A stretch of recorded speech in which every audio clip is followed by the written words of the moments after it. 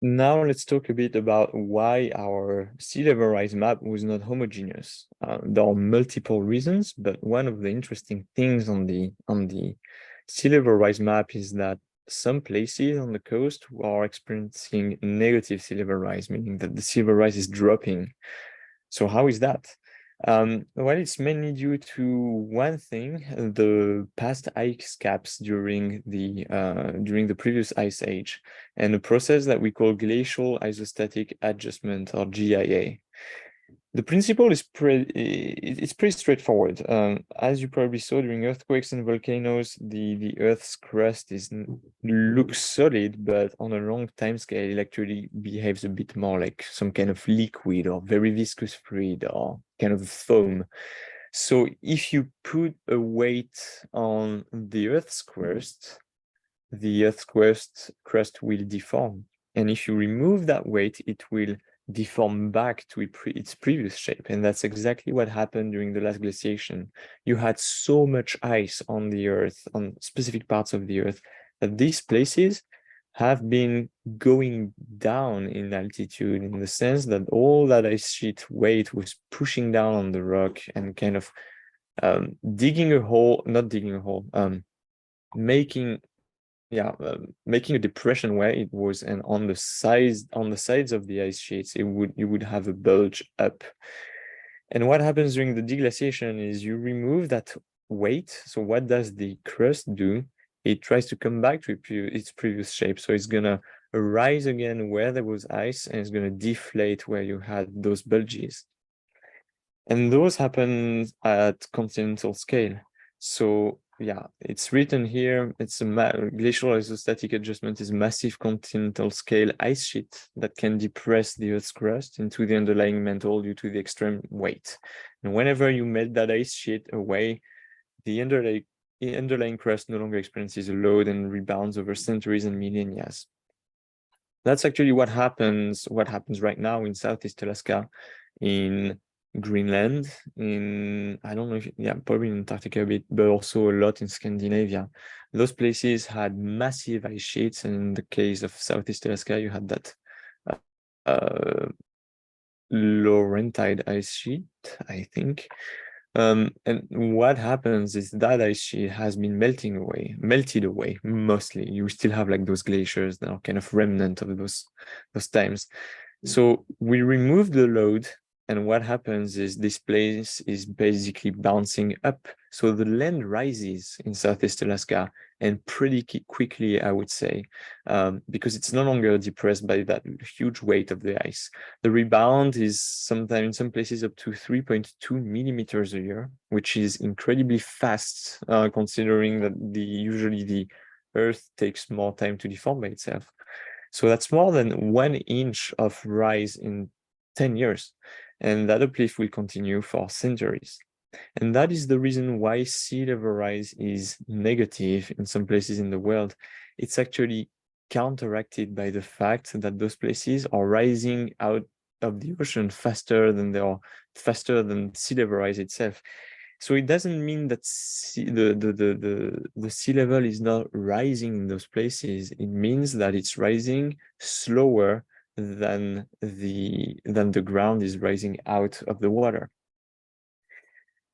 And not everywhere in the US are people this lucky, because if Southeast Alaska is basically shielded from sea level rise to a certain point, it might not be the case if we melt a lot of ice in Greenland and Antarctica, but for now it has been the case.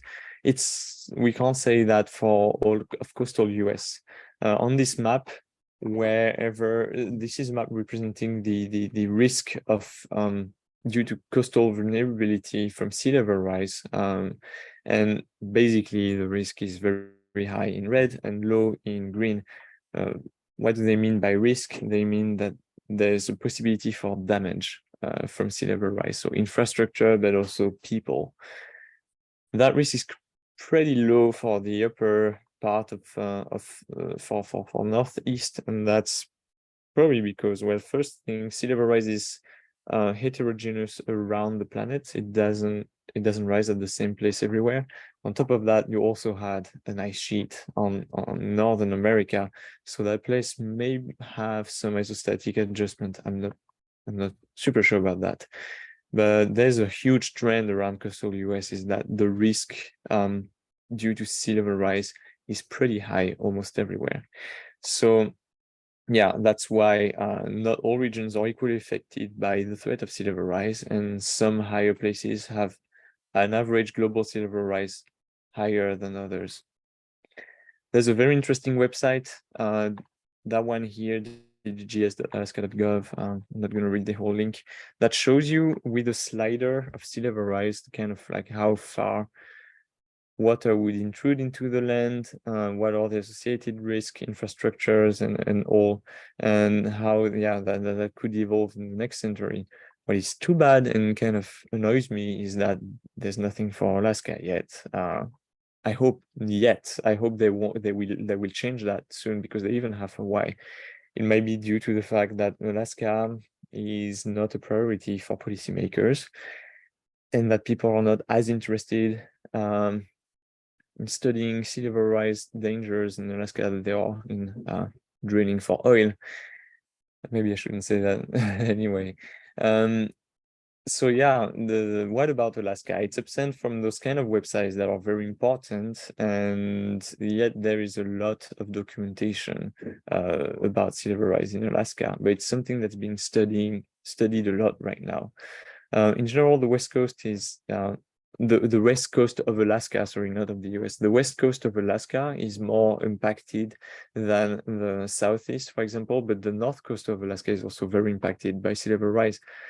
Maybe for different regions, like coastal erosion is a big problem in Northern Alaska, and storm surges are a big problem in the Bering Sea, where you heard probably during last winter that those storms were really violent in this region and destroyed a lot of infrastructures.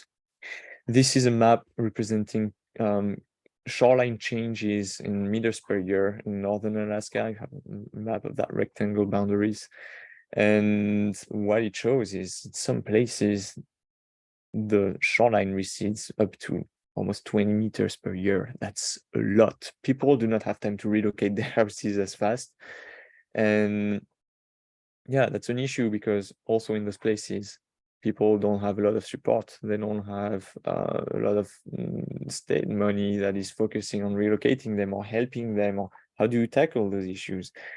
It's a maze of problems and threats that is very difficult to get out of. And so hopefully we can study those places and try to help by bringing solutions or mitigations or warning people of what's going to happen. And that's kind of the same in Western Alaska, where those storm surges have been impacting communities. You probably know that more than me. I know some people in this course are living there, in which case your experience is extremely important, and feel free to, I don't know, reach out to scientists, but not only scientists, to make that heard and voiced. Unfortunately, Western Alaska doesn't get as much screen time as the rest of the country. So those places are impacted a lot by those changes in weather regimes, with more frequent what we call extraordinary events, like a decadal storm, big events, impactful events that are becoming more and more regular and less extraordinary, unfortunately. And on top of that, you have sea level rise. And I'm talking about all that because it is more or less directly related to how glaciers are melting. As I said in the first lecture, when glaciers melt, sea level rises, but also weather patterns change around the world. It's all a very complicated and intricate system: the earth, the weather, the climate, the oceans. And so every time you turn a knob just slightly, you might have unforeseen consequences on the other side of the planet or nearby, who knows. But luckily, there are people also locally working on that. At UAF, there's a whole lab, the Arctic Coastal Geoscience Lab, that's working on that with multiple techniques, aerial pictures, drones, satellites. They go on the site, make measurements, talk to the population, try to get assessment of all that's going on, and communities to respond to those changes as efficiently as we can. And that's super important that those labs are actually supported, because yeah, they are on the forefront of that counter response to climate change and sea level rise. So making amazing job, amazing work, and I hope it continues and they get more money to basically be more efficient, continue to do all their work and all that. So shout out to these people. Just a small map of notable events around Alaska, not necessarily related to sea level rise, but between 2010s have been pretty wild. And fortunately, I'm anticipating that 2020s will be wilder, but you can see those record events here. That was actually a map made by somebody at UAF in the International Arctic Research Center. So earliest breakup, record heat, warmest year, 5 warmest winters. The Earth is changing. It's no news, but it's also changing here in Alaska. You probably know that much better than I do. I've been only here for 2 years, so I know nothing about this place basically compared to a lot of you in that course. So what is glacial isostatic adjustment? I'm going to leave you a few seconds to answer that. The right answer is, well, actually I haven't read the answers. The right answer is answer D. After melting away an ice sheet, the underlying ground experiences uplift. We remove that load from the crust and the mantle, it bounces back, and therefore the land rises where there was an ice sheet before.